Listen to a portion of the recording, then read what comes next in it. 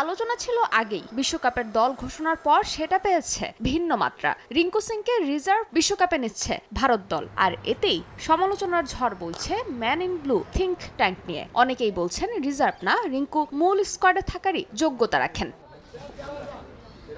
এবারের আইপিএলে ব্যাট হাতে দারুণ খেলেছেন রিঙ্কু সিং, তারপরও তাকে বাদ দেয়াটা টেকটিক্যাল কারণ হিসেবে দেখছেন সাবেক বিসিসিআই সভাপতি সৌরভ গাঙ্গুলি। তার মতে ওয়েস্ট ইন্ডিজের স্পিন সহায়ক ট্র্যাকে অতিরিক্ত স্পিনার খেলানোর জন্যই রিঙ্কুকে স্কোয়াডে রাখা হয়নি। এ নিয়ে রিঙ্কুর হতাশ হওয়ার কিছু নেই বলেও মন্তব্য করেন সাবেক অধিনায়ক।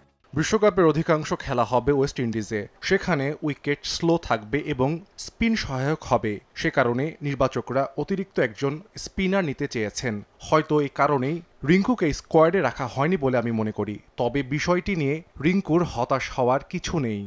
এদিকে রিঙ্কু সিংকে স্কোয়াডে না রাখায় ভিন্ন কথা বলছেন পাকিস্তানের সাবেক লেগ স্পিনার দানিশ কানেরিয়া। তার মতে হার্দিক পান্ডিয়া স্কোয়াডে থাকার চেয়ে রিঙ্কু সিং স্কোয়াডে থাকলে বেশি লাভবান হতো ভারত দল। এবারের আইপিএলে হার্দিকের পারফরম্যান্স হতাশাজনক বলেও মন্তব্য করেন সাবেক পাকিস্তানি ক্রিকেটার।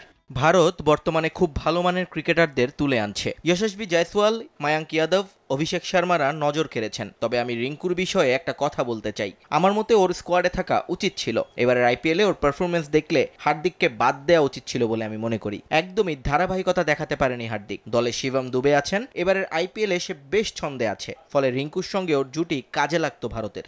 2023 আইপিএলে দারুণ পারফরমেন্স করে নজরে আসেন রিঙ্কু। এরপরই ভারতের হয়ে অভিষেক হয় 26 বছর বয়সী এই ব্যাটারের। দলের প্রয়োজনে কঠিন পরিস্থিতিতে দক্ষতার পরিচয় দিয়েছেন তিনি। এখন পর্যন্ত 15টি টি-20 খেলে রিঙ্কুর স্ট্রাইক রেট 176।